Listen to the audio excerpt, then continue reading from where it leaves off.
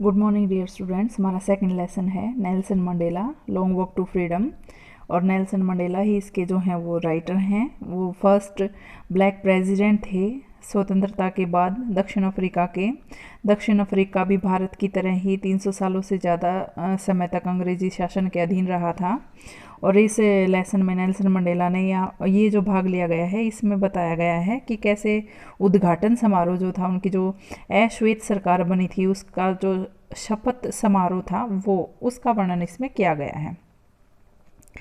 10th में डान bright and clear. 10 मई का दिन, डान होता है प्रभात या उदय होना, यहाँ पर ये वर्ब है तो उदय हुआ, निकला, चमकीला और साफ, यानी 10 मई का दिन बिल्कुल चमकीला और साफ था। For the past few days, पिछले कुछ दिनों से, आई हैड बीन प्लीजेंटली, मैं खुशी खुशी बिजीड, घिरा हुआ था, by dignitaries and world leaders who were coming to pay their respects. मैं खुशी खुशी घिरा हुआ था किसके साथ? गणमान्य व्यक्तियों के साथ, और जो संसार के नेता थे जो कि आए हुए थे अपना क्या रिस्पेक्ट, सम्मान पे करने के लिए, अदा करने के लिए, बिफोर द इनॉग्रेशन, उद्घाटन समारोह से पहले। The inauguration would be the largest gathering ever of international leaders on South African soil। जो ये उद्घाटन समारोह था ये होने वाला था सबसे बड़ा, यानी ऐसा अवसर जब इकट्ठे हुए थे पहले कभी भी क्या अंतर्राष्ट्रीय नेता ऑन साउथ अफ्रीकन सॉइल, दक्षिण अफ्रीका की भूमि पर, मिट्टी पर। यानी ये पहला ऐसा अवसर था, ये जो उद्घाटन समारोह था, कि इतनी बड़ी संख्या में अंतर्राष्ट्रीय स्तर के जो नेता थे वो दक्षिण अफ्रीका की भूमि पर इकट्ठे हुए थे।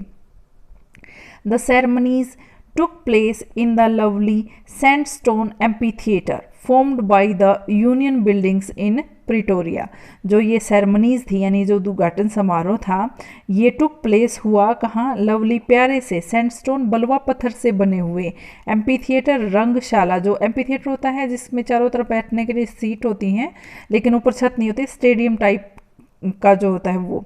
Formed by the union buildings, जो यूनियन बिल्डिंग के द्वारा बनाया गया था कहाँ? इन प्रिटोरिया, प्रिटोरिया में।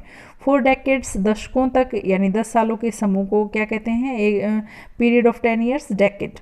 This had been the seat of white supremacy and now it was the site of a rainbow gathering of different colours. देखो, कई दशकों तक this had been the seat of white supremacy, ये स्थान बना रहा किसका?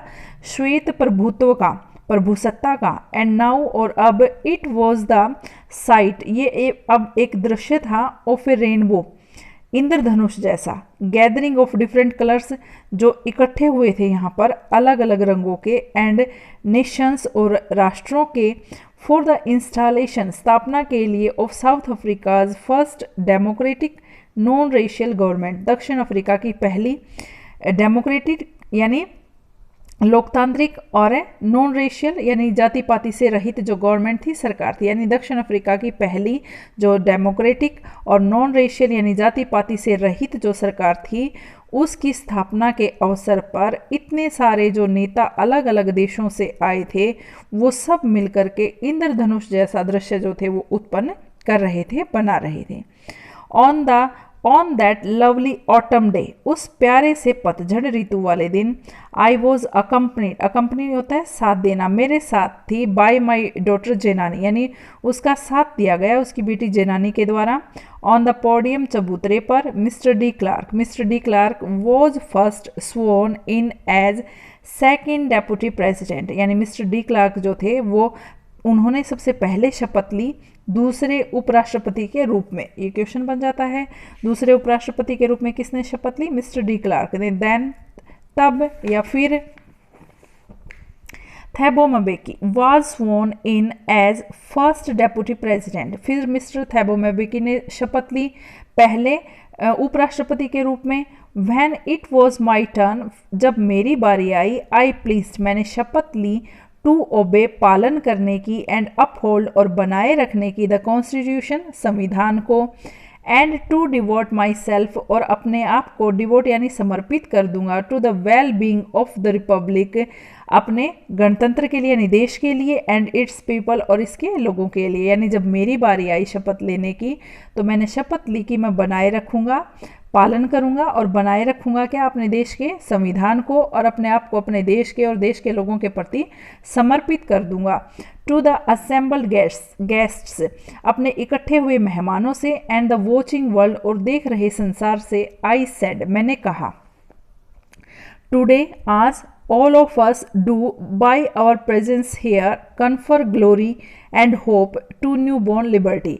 आज हम सब जो यहाँ पर इकट्ठे हुए हैं, हमारी जो उपस्थिति है यहाँ पर, वो कन्फर्म, यहाँ पर कन्फर्म का मतलब होता है देने के लिए, and hope to newborn liberty, और आशा किसकी, किसके प्रति आशा, जो नई नई जन्मी या नई नई प्राप्त हुई स्वतंत्रता है उसके प्रति आशा लेकर के हम यहाँ पर उपस्थित हुए हैं।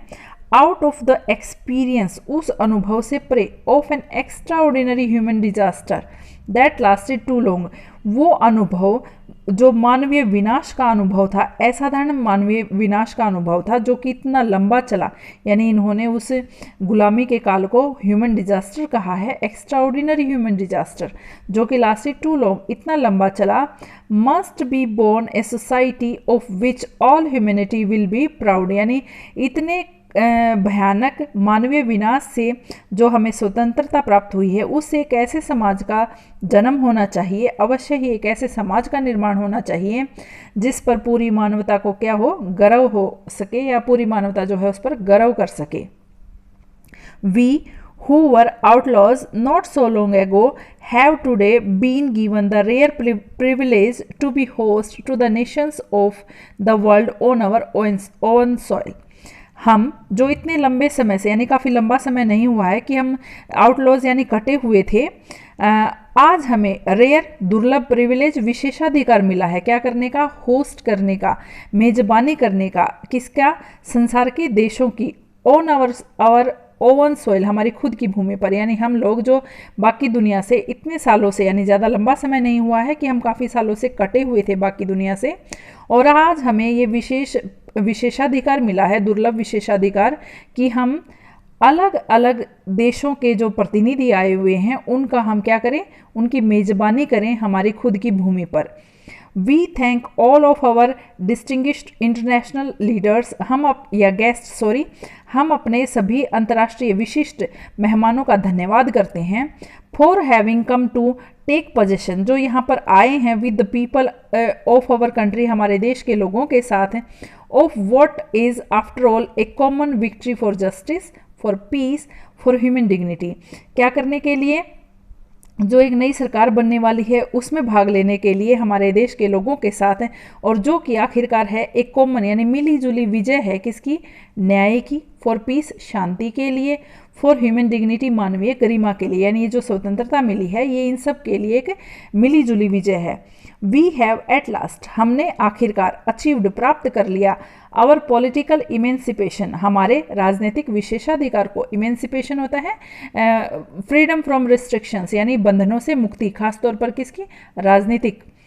We pledge ourselves to liberate all our people from the continuing bondage of poverty, हम शपथ लेते हैं कि हम स्वतंत्र कर देंगे क्या, अपने देश के लोगों को, यानी हम अपने देश के लोगों को स्वतंत्र करने की शपथ लेते हैं। और स्वतंत्र किस चीज़ से, कंटिन्यूइंग बॉन्डेज, लगातार जो बंधन चले आ रहे हैं किसके, पॉवर्टी, गरीबी, डिप्रिवेशन, भाई अधिकारों से वंचित रखना, सफरिंग, पीड़ा, जेंडर, लैंगिक भेदभाव, एंड अदर डिस्क्रिमिनेशन, और अन्य भेदभावों से, यानी हम शपथ लेते हैं कि हम सब अपने देश के लोगों को स्वतंत्र कर देंगे किससे, गरीबी के बंधनों से, जो भेदभाव हैं, जो पीड़ाएं हैं, जो लैंगिक भेदभाव हैं, अन्य जो भेदभाव हैं, उन सब से लोगों को मुक्त कर देंगे।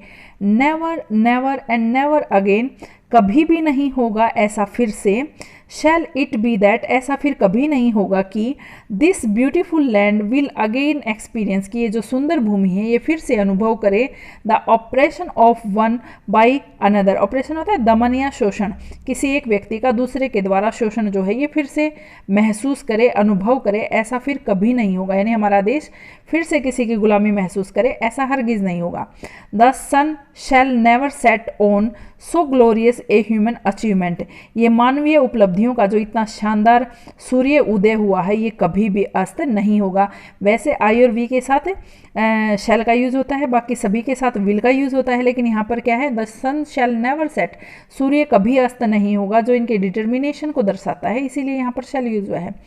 लेट फ्रीडम रेन, चलो इस स्वतंत्रता को बनाए रखें। गॉड ब्लेस अफ्रीका, भगवान अफ्रीका को आशीर्वाद दे या धन्य करे।